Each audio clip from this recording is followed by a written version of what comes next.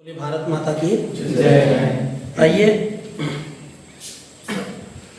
अभी जिस रिजल्ट के लिए हम लोग, विद्यार्थी जीवन भी एक तपस्या है, साधना है, और एक बीज भी वृक्ष बनने के लिए अब साधना करता है, अपने आप को पहले गलाता है, तब उसमें अंकुरन आता है। धूप गर्मी बरसात को सहता है और तब वह पौधा के रूप में, वृक्ष के रूप में परिणत हो पाता है। शिशु को भी जन्म लेने के लिए 9 माह तक गर्भ में तपस्या करनी पड़ती, माँ को कष्ट सहना पड़ता है, तब एक हम लोग जैसे सुंदर संतान का जन्म हो पाता है। लोहा को भी फौलादी बनने के लिए अग्नि के भट्ठी में तपना पड़ता है, तब वह धातु के रूप में परिणत होता है। जितने भी धातु हैं, सोना है, इस तरह के, उसको आभूषण बनने के लिए मूर्ति को भी, पत्थर को कितनी चोटें सहनी पड़ती है, थोड़ी छेनी का, और तब वो सुंदर आकार मूर्ति के रूप में परिणत हो पाता है। तो ये मत कहना, हम लोग ये नहीं विश्वास दिलाते गायत्री बार के लोग कि ये कोई हम लोग चमत्कार आपके जीवन में कर देंगे। मतलब आज जिस उद्देश्य के लिए हम लोग हजारीबाग आए हैं या विभिन्न शहरों में रह रहे हैं, प्रतियोगी परीक्षाओं की तैयारी करने के उद्देश्य से, एक जॉब के लिए, तो भाई वो कोई आसान रास्ता नहीं है। यह राह नहीं है फूलों की, कांटे भी इस पर मिलते हैं, और इसलिए यह सफलता का मापदंड के लिए हमारे ऋषियों ने हजारों साल पहले शोध किया था कि सबसे पहले जो हमारा जो है वो ब्रेन लेवल जो है संतुलित होना चाहिए। संतुलित का संतुलन किसको कहते हैं? जैसे रोड बहुत अच्छी बनी हुई है, ड्राइवर भी बहुत अच्छे हैं, लेकिन अगर संतुलन के साथ गाड़ी नहीं चलावे तो उसमें असीम तेज गति उसमें है, चाहे जितना भगा सकते हैं आप, कहाँ मोड़ है, कहाँ क्या सावधानी रखना है, और फलतः वो क्या एक्सीडेंट, दुर्घटना में बदल जाता है। तो ना ज्यादा हमको एक संतुलित लाइफ, भगवान बुद्ध की एक घटना आती है, जो वो तपस्या कर रहे थे। भगवान बुद्ध की बहुत सारी किंवदंतियां हैं, और भगवान बुद्ध की पूरे एशिया महादेश में जहां भी खुदाई होती है जमीन के अंदर, तो भगवान बुद्ध की प्रतिमा, स्तूप निकल ही जाता है। भारतवर्ष से यही बौद्ध धर्म था जो पूरे एशिया महादेश का, जापान का, इंडोनेशिया का राज धर्म बन गया जाकर के। और भाई बहनों, हम कहना जो चाहते हैं, वो बुद्ध जब तपस्या कर रहे थे, इतनी कठोर तप किया, उन्होंने इतना कठोर तप किया कि उनको आत्मज्ञान मिल नहीं पा रहा था बोध गया में। तब उधर से एक नर्तकी जा रही थी, उन्होंने, भगवान कहते हैं, भगवान जिसकी सहायता करना चाहते हैं वो लाठी लेकर ग्वाले की तरह नहीं आते हैं, बल्कि मस्तिष्क में आ जाते हैं। उसके लिए एक सूक्ष्म जगत से एक ऐसी व्यवस्था बना देते हैं, एक ऐसे अच्छे दोस्त से, एक अच्छे गाइड से, एक ऐसे इंटरव्यू लेने वाले अधिकारी से आपको मिला देंगे, उनके मस्तिष्क में ऐसे बैठ जाएंगे कि आपके अंदर अच्छा व्यवहार किया, आपका सिलेक्शन हो गया। यानी वो सूक्ष्म रूप से वो आकर के बैठते हैं, सूक्ष्म ऊर्जा का नाम वो भगवान है। तो नर्तकी ने कहा कि बीना के तार को इतना टाइट मत करो कि आवाज ही ना निकले, और इतना ढीला मत छोड़ दो, इतना टाइट मत करो, खींचो मत कि टूट जाए तार, और इतना ढीला भी मत छोड़ दो कि उससे आवाज ही नहीं निकले। बीना का तार का मतलब सुरीली आवाज आनी चाहिए, ना अधिक टाइट ना अधिक ढीला। तो हमारा जीवन में उसी तरह होना चाहिए। बहुत देखिएगा साधु संत का भी, तो ऐसा फकीर बन गया, घर परिवार छोड़ दिया, माता पिता को छोड़ दिया, और उसके बाद घर से निकला तो बाहर में जाकर के बेचारा खाने के लिए लग रहा है, भिखमंगी करना पड़ रहा है। वो कोई उद्देश्य नहीं ले पाया अपने जीवन में, विवेकानंद की तरह। तो कठोर नहीं, बल्कि संतुलित मध्यम मार्ग के बारे में कल संत कबीर जी की जयंती थी। हमारे देश का ज्ञान एक ऐसा अद्भुत ज्ञान है कि कबीर ऐसे उनको, उनके एक एक वाणी को वेदों का समसामयिक रिसर्च स्लोगन कह सकते हैं। मतलब जो वेद के वाक्य को जो आप नहीं समझ पाएंगे, कबीर जी का एक छोटी सी वाणी में बहुत सारे गुण रहस्य आपको अपने आप समझ में आ जाता है। और कबीर कुछ भी पढ़े लिखे नहीं थे, कोई कलम को उठाया भी नहीं, कागज को छुआ भी नहीं, लेकिन कबीर का जीवन, कबीर का अर्थ ज्ञान, एक ऐसा अद्भुत ज्ञान। हमारी संस्कृति, हमारा देश ऐसा देश है जहां नालंदा में 90 लाख पंडुलियां जला दी गई। बख्तियार खिलजी का इलाज किया वहां का वैद्य, उसको पता चला कैसे बोला, ये सब सारा पढ़ाई यूनिवर्सिटी में होता है। उन्होंने सोचा ये सनातन वाले हमारा ये काफिर होते हैं, और ये हमारा इलाज किया। वो आया सेना लेकर के वहां गलती क्या हुआ मेरे बौद्धिस्टों से, वो धर्म के क्षेत्र में इतना ध्यान के गहराइयों में इतने चले गए कि उन्होंने शस्त्र को छोड़ दिया, हथियार को छोड़ दिया। जबकि हमारी यहाँ संस्कृति में देखिएगा जितना भी देवी देवता है, एक हाथ में माला है तो दूसरे हाथ में भाला भी है, शंकर के हाथ में डमरू है, मनोरंजन के लिए तो त्रिशूल भी उनके हाथ में, भोला है तो उन्हीं का नाम भाला भी है, हनुमान जी एक हाथ से राम राम राम राम कर रहे हैं तो दूसरे हाथ में गदा भी है। हमारी संस्कृति संतुलन का नाम है। शास्त्र के साथ शस्त्र का भी ज्ञान होना चाहिए। आज बहु बेटियों के साथ क्यों अत्याचार हो रहा है? क्यों? क्योंकि वो तो लिपस्टिक लगाना सीख गई, फेयर लवली लगाना सीख गई, श्रृंगार साधन में अपने आप को सजाना सीख गई, लेकिन अंदर की जो एनर्जी लेवल था, उनका संतुलन, अपना आत्मरक्षा का उपाय, वहां से वो भटक गई, उन चीजों से छूट गई। वो समझ ली नारी का मतलब श्रृंगारता की प्रतिमूर्ति। वो अपनी गौरव भूल गई कि हमारे अंदर ही झांसी की रानी छिपी हुई। वो अपनी गरिमा को भूल गई कि हमारे अंदर ही हाड़ा रानी है। वो अपनी गरिमा को भूल गई कि हमारे अंदर ही वो दुर्गा भाभी छिपी हुई है, जो भगत सिंह को लाहौर से लेकर पंजाब की यात्रा करा देता है। वो गरिमा जो बाहर हम देख रहे हैं आज दुनिया में, बाहरी दुनिया के चकाचौंध में, वो चाइना के बाजार में, वो डिजिटल मार्केट में, मित्रों वो केवल चकाचौंध है। वो सारा बीज रूप में हमारे अंदर ही छिपा हुआ है। शक्ति के स्रोत कहाँ है? हमारे अंदर बीज रूप में है। और अध्यात्म जो है, जो गायत्री परिवार ने भी वर्तमान समय में रिसर्च किया, वो उसी आध्यात्मिक एनर्जी को, अर्थात अलग से कोई राम, कोई मोहम्मद, कोई कृष्ण, कोई बुद्ध आपकी सहायता नहीं करेंगे, बल्कि आपके अंदर जो राम कृष्ण बुद्ध का जो अंश है, जो जीन्स है, उसमें जो आप ही में ऊर्जा है, वो सोया हुआ है।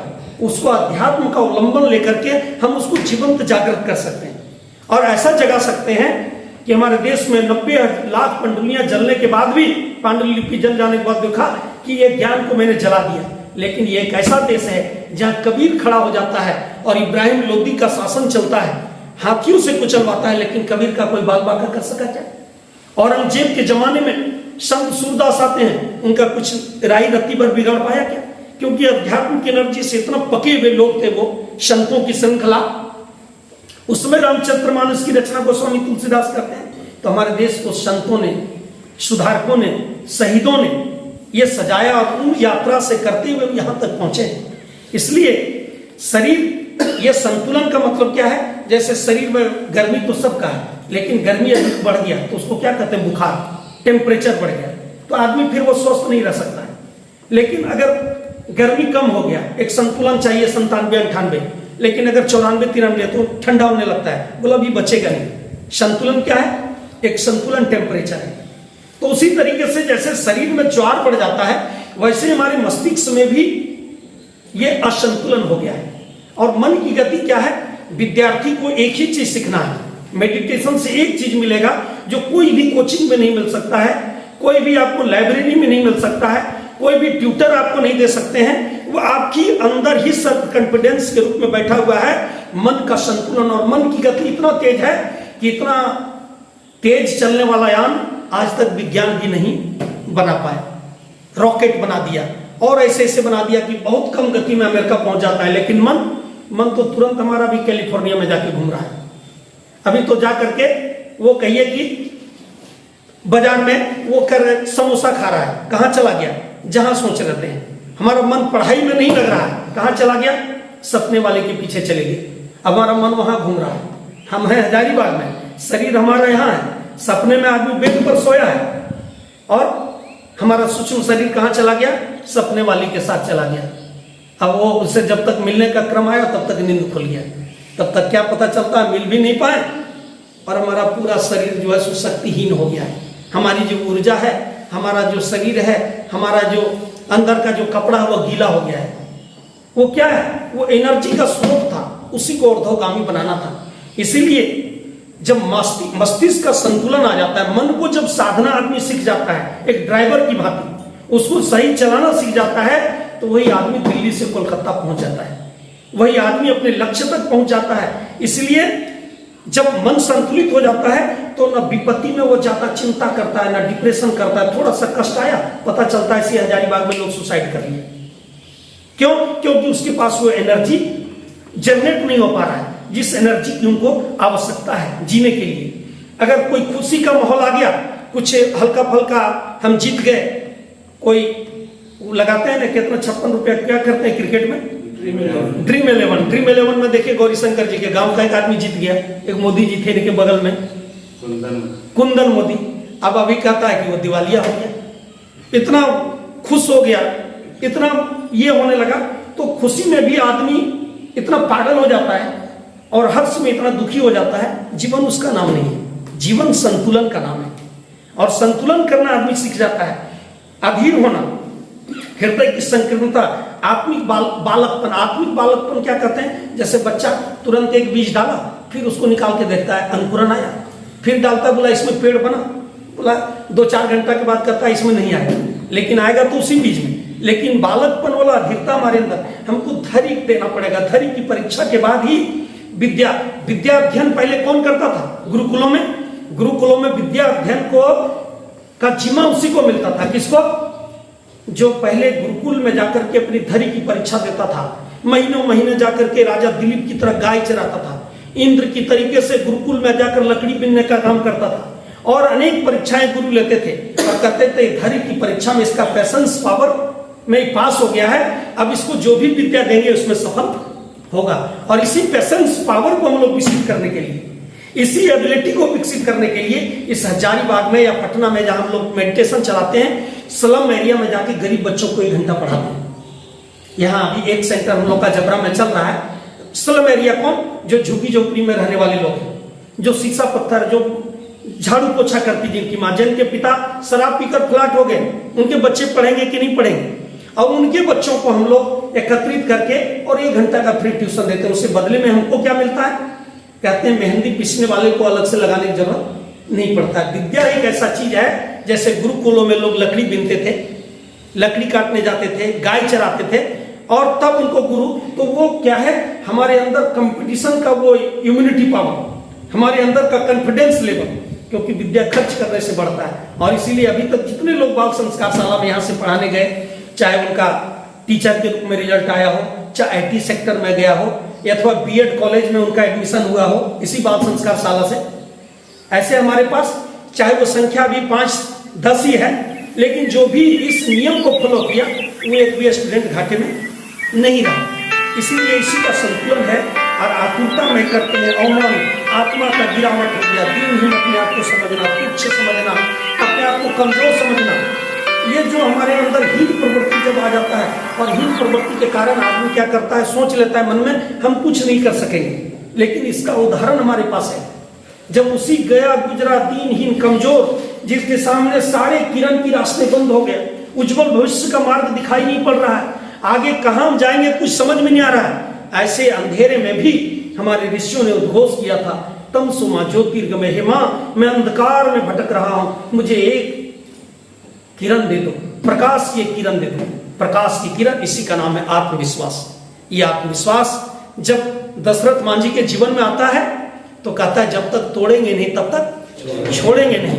अनपढ़ व्यक्ति, कोई पढ़ा लिखा, लेकिन आत्मविश्वास का पावर है। आत्मविश्वास आ जाने के बाद आदमी भले रंग से काला हो, भले लंबाई से नाटा हो, भले धन से गरीब हो, लेकिन यदि मन उसका प्रफुल्लित हो गया, आंतरिक उल्लास को अंतर आ गया, उसके अंदर आशा भरी दृष्टिकोण आ गया, उसके अंदर उमंगे उठने लगे कुछ करने का, तब जब कहते हैं जब अंदर से उल्लास उत्पन्न होने लगे, अंदर से आदमी खिलना शुरू हो जाए, तो वो आदमी को उसकी रास्ता को कोई खाई खंदक पर्वत नेपोलियन बोनापार्ट की तरह आल्प्स से भी उसके रास्ता को रोक नहीं सकता है।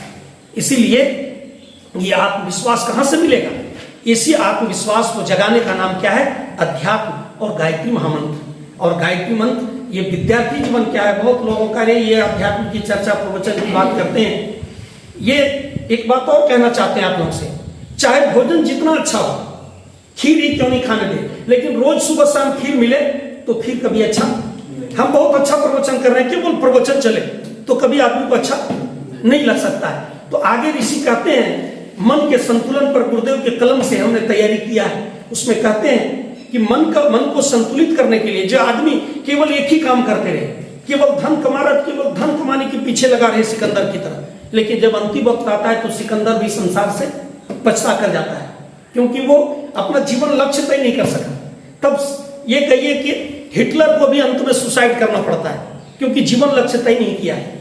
इसीलिए धैर्य की परीक्षा, पेशेंस पावर, एक ही चीज में कभी मन नहीं लग सकता है। पढ़ रहे हैं तो केवल पढ़ रहे हैं, जब देख रहे हैं किताब खोले हुए, सुबह शाम जब जाइए किताब खोले हुए, जब देख रहे हैं धन कमा रहे कि काम में, वो आदमी रिजल्ट आया बुलाया, वो नहीं आया, 1 नंबर से छट गए। भाई तो रात की ना किताब, उसमें कहते हैं कि जैसे भोजन के साथ थोड़ा थोड़ा चटनी भी हो, अचार भी हो, चोखा भी हो, तो उसी तरीके से हम अभी अवध ओझा सर जो इतने अच्छे टीचर हैं, इंडिया लेवल पर उनको फेमस टीचर है, वो कहते हैं कि जब तक विद्यार्थी अपने लाइफ को 3 भागों में डिवाइड नहीं करेगा, मन को ठीक करने के लिए मंदिर, शरीर को ठीक करने के लिए जिम, स्वास्थ्य भी मजबूत होना चाहिए, और विद्या अध्ययन की लाइब्रेरी।